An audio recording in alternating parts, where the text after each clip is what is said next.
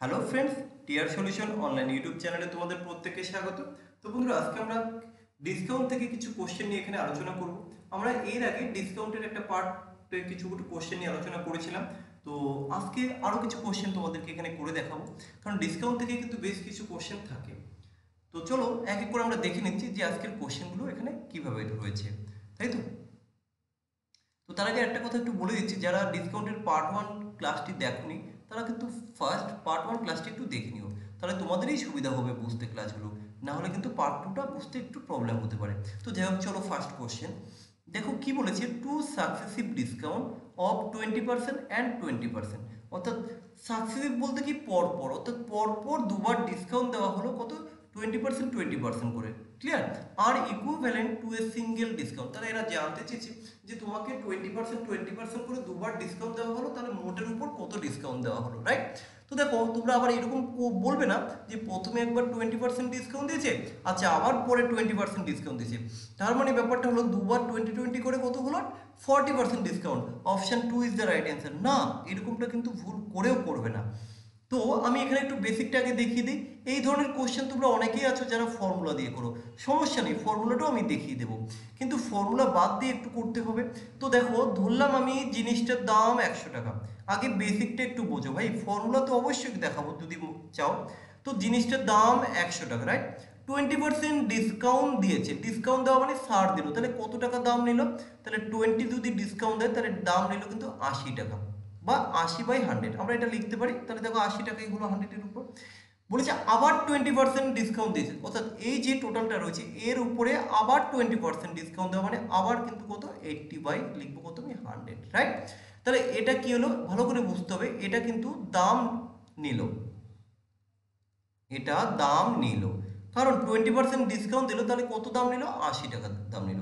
আবার 20% ডিসকাউন্ট দিল, কত নিল, 80 টাকা নিল, কার উপর, ওই যে টোটাল আগের ক্যালকুলেশনের উপর, রাইট? তাহলে এটা কিন্তু দাম নিল। এবার এখানে কিন্তু বের করতে বলি যে ডিসকাউন্ট কত, তো আমরা ফার্স্ট কি করব, এখানে দেখে নিচ্ছি। এই 100 যদি আমরা কেটে দিই, শূন্য শূন্য কেটে দিলাম, এই যে কেটে দিলাম, তাহলে কত হলো, 64।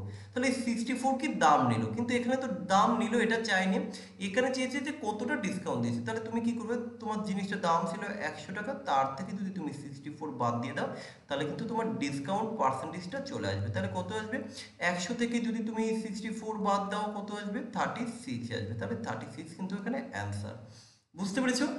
এটাকে অনেকেই তোমরা কিভাবে করো, যে ফার্স্ট একবার ডিসকাউন্ট দিয়েছে অর্থাৎ R1 ইন্টু দ্বিতীয়বার, সরি একটু ভুল লিখলাম, R1 প্লাস আবার ডিসকাউন্ট দিয়েছে তার মানে R2, এরপরে কি করব, দুটো ডিসকাউন্ট দিয়েছে তাহলে মাইনাস কি করব, R1 ইন্টু R2 বাই কত, 100।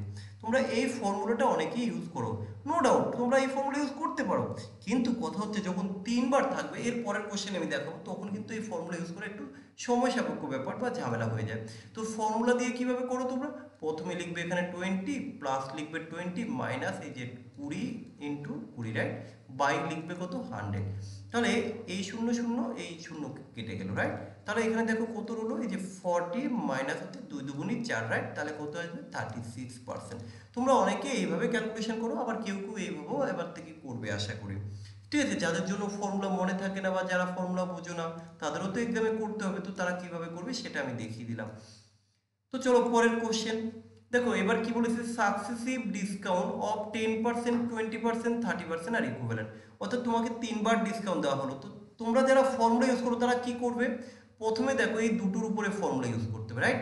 তো এই দুটো থেকে যদি তুমি ফর্মুলা ইউজ করো, তারপরে আবার যেটা বের হবে তার সাথে তোমাকে এই 3 নাম্বারটা ইউজ করতে হবে, তাই তো? তাহলে আমি আগে ডিটেলসটা দেখিয়ে দিই, তারপরে ফর্মুলা নিয়ে আলোচনা করবো। তাহলে ডিটেলস আমরা কি করে করবো, এই যে দাম নিল কত, আগে সেটা বের করবো। দাম নিল, দেখো জিনিসটার দাম যদি হয় 100 টাকা, তাহলে সে প্রথমে কত পার্সেন্ট ডিসকাউন্ট দিল, এখানে দেখো প্রথমে 10% ডিসকাউন্ট দিল, 10% ডিসকাউন্ট দেওয়া অর্থাৎ 90 টাকা সে দাম নিল। এই নিয়ে কারো সমস্যা নেই, এখন এইটা ক্যালকুলেশন করলাম না, এটা হলো দাম নিল। এর উপর আবার 20% ডিসকাউন্ট নিল, তাহলে 20% ডিসকাউন্ট অর্থাৎ দাম নিল কত, 80/100, রাইট? এর উপর আবার সে 30% ডিসকাউন্ট দিল, তার মানে দাম নিল কত, 70 বাই হলো 100, রাইট? এবার এটাকে যদি আমরা ক্যালকুলেশন করি, এই যে টোটাল, এটা ভালো করে বুঝো, এইটা ক্যালকুলেশন করে যা পাবে এটা হবে কি টোটাল তোমার দাম নিল, কিন্তু এখানে তো দাম নিল চাইনি, এখানে চেয়েছে ডিসকাউন্ট। তাহলে কি করবে, তোমাকে ডিসকাউন্ট বের করতে গেলে কি করতে হবে, যে 100 থেকে মাইনাস করে দেবো এই দাম নিল, এখানে যেটা আসবে, রাইট? তাহলে এটা তোমরা নিজেরা করে নেবে ক্যালকুলেশনটা, আমি আর দেখাচ্ছি না। ঠিক আছে, এই ক্যালকুলেশনটা তোমরা নিজেরা করে নেবে। এখানে কি লিখবে, এর ক্যালকুলেশন করে যা আসবে লিখবে। এবার দেখো যারা ফর্মুলা ইউজ করো তারা কি করবে, প্রথমে এই যে 10 প্লাস 20 রাইট মাইনাস 10 ইন্টু 20/100 করবে আগের ফর্মুলা অনুযায়ী। তো এখানে ক্যালকুলেশন করার পরে একটা আসবে, কত আসবে, 20 30 আর এটা কত লিখলাম আমি 2, তাই তো? তার মানে 2 বাদ দিলে কত আসবে, 28। তাহলে দেখো 28% এই দুটোর জন্য পেয়েছি। তাহলে এখন আবার করতে হবে 28% আর এই হলো 30% এর উপরে। তাহলে দেখো আবার তোমাকে করতে হবে। তাহলে এবারে কিন্তু সমস্যা নেই, দেখো 28 আর যদি আমরা এখানে 30 করি, তাই তো? তাহলে এই 28 ইন্টু আবার 30 করতে হবে, এইভাবে তোমাকে দুবার ক্যালকুলেশন। দেখো এখানে কিন্তু ক্যালকুলেশনটা একটু জটিল হয়ে যাবে, রাইট? তো ওই জন্য বললাম যে এইভাবে তোমরা চাইলে নাও করতে পারো, কোনো সমস্যা নেই। আর যদি তারপরেও মনে হয় তোমাদের এইভাবে করতে হবে, তাহলে আমি সেটাকে একবারে কিভাবে করবে সেটাও দেখিয়ে দিচ্ছি। এই ফর্মুলাটা আমি বলে দিলাম, জাস্ট তোমরা কি ইউজ করবে সেটা তোমাদের ব্যাপার, তবে আমি তোমাদেরকে সাজেস্ট করবো তোমরা এই মেথডটাকে করো, তাহলে সব থেকে বেস্ট। আরে ভাই ক্যালকুলেশন নিয়ে ভয় পাবে না, ডিজিট সাম করবে, ডিজিট সাম, ওকে? ডিজিট সাম করে দাও, খুব সুন্দরভাবে অ্যান্সারটা চলে আসবে, কোনো সমস্যা নেই। ডিজিট সাম করে দেবে তোমরা। এছাড়া তোমরা যদি ডাইরেক্ট কেউ করো, তাহলে দেখো কিভাবে করবে, ডাইরেক্ট এই তিনটে দিয়ে, যে যারা ফর্মুলা ইউজ করো তাদের জন্য বলছি। তারা কি করবে, এই যে ফার্স্ট 1 বাই, দেখো R1 কত, R1 হচ্ছে 10%, আমি একটু লিখে দিই। R2 কত, এখানে ডিসকাউন্টের সংখ্যাগুলো আমরা লিখছি। R3 কত, 30%, রাইট? এবার আমরা এখানে ফর্মুলাটা তোমাদের একটু দিয়ে দিচ্ছি, একবারে কিভাবে ফর্মুলা করবে, যে সে 1 মাইনাস R1 বাই হলো কত, 100। তারপরে কি লিখবে, 1 মাইনাস R2 বাই হলো 100, 1 মাইনাস R3 বাই হলো 100, ক্লিয়ার? ইনটু, আচ্ছা এই টোটালটাকে আমি ব্র্যাকেট দিই, ইনটুটা লিখে দিয়ে দিচ্ছি 100%, এই যে এটা 1 মাইনাস, তাহলে এই হচ্ছে ফর্মুলা। তোমরা এটা দিয়ে একবারে করতে পারো। দেখো ক্যালকুলেশন নিয়ে ভয় পাওয়ার কোনো কারণ নেই, ডিজিট সাম করবে, ঠিক আছে? তবে আমি কি বললাম, বেস্ট হচ্ছে এই মেথডটা ফার্স্ট। তো চলো পরের কোশ্চেন। তো এখানে উত্তর তাহলে কি আসবে, তোমরা নিজেরা এটা কমেন্ট করে জানাও, যেহেতু এটার অ্যান্সারটা আমি করিনি, এটা তোমাদের এইচডব্লিউ হিসেবে রাখলাম, জাস্ট ক্যালকুলেশনটা তোমরা নিজেরা করে নাও। চলো পরের কোশ্চেন, খুব সুন্দর একটা কোশ্চেন দিয়েছি, দেখো কি দিয়েছে, যে the difference between A discount 40% of 500, অর্থাৎ 500 টাকার উপর ডাইরেক্ট একবারে 40% দিয়ে দিয়েছে। আর কি বলো, টু সাকসেসিভ ডিসকাউন্ট, একবার 36 আর একবার 4% দিয়েছে। অর্থাৎ বলতে চাইছে কোনো একটা জিনিসের দাম 500 টাকা, যে ডাইরেক্ট একবারে বললাম 40% ডিসকাউন্ট, আর আরেকজন বললো যে একবার 36% আবার 4%। তাহলে এখানে বলতে চাইছি যে এখানে ডিফারেন্সটা কি আসবে। তো দেখো আমরা কিভাবে করবো, ফার্স্ট এর ক্যালকুলেশনটা করে নেব, রাইট? তাহলে আমরা কিভাবে ক্যালকুলেশন করবো, তোমরা তো একটু আগে যেটা জানো, যে ফর্মুলা কি করবে, 36 প্লাস হচ্ছে 4, রাইট, মাইনাস কত, 36 ইন্টু 4 বাই হলো 100। তো এটা যদি করি আমরা, কারণ এখানে টোটাল ডিসকাউন্টটা পাবো, রাইট? টোটাল ডিসকাউন্টটা এটা ক্যালকুলেশন করলে কত আসবে, এটা ক্যালকুলেশন করলে চলে আসবে 38.56। তাহলে এটা হলো কি টোটাল, এই যে এই দুটোর ওভারঅল ডিসকাউন্ট, সাকসেসিভ ডিসকাউন্ট। তাহলে আমরা দেখতে পাচ্ছি এক জায়গায় পাচ্ছি আমরা 38.56%, কিন্তু এর আগে যেটা সিঙ্গেল ডিসকাউন্ট সেখানে পেলাম কত, 40% ডিসকাউন্ট, রাইট? এবার এরা এখানে ডিফারেন্স চেয়েছে কার, এই যে 500 টাকার ডিফারেন্স আসবে এই দুটো পার্সেন্ট। তাহলে কত পার্সেন্টেজ ডিফারেন্স বলো তো, এখানে কত পার্সেন্টেজ ডিফারেন্স? তো আমরা এটাকে মাইনাস করে দিই। দেখো যদি কেউ একবারে করতে চাও তোমরা এইভাবে করতে পারো, যে 40 মাইনাস কত, 38.56, কত টাকার জন্য, শতকরার জন্য, রাইট? কিন্তু এখানে কত টাকার ডিসকাউন্ট উপর ক্যালকুলেশন করবো আমরা, 500 টাকার উপরে। তাহলে এক কাজ করো, এটা তো তুমি ডিফারেন্স করবেই, তাহলে আমরা কত টাকার উপর করবো ক্যালকুলেশন, 500, তাহলে লিখে দিলাম 500। তো এটাকে যদি আমরা ক্যালকুলেশন করি, এটা মাইনাস করলে কত আসবে, 1.44।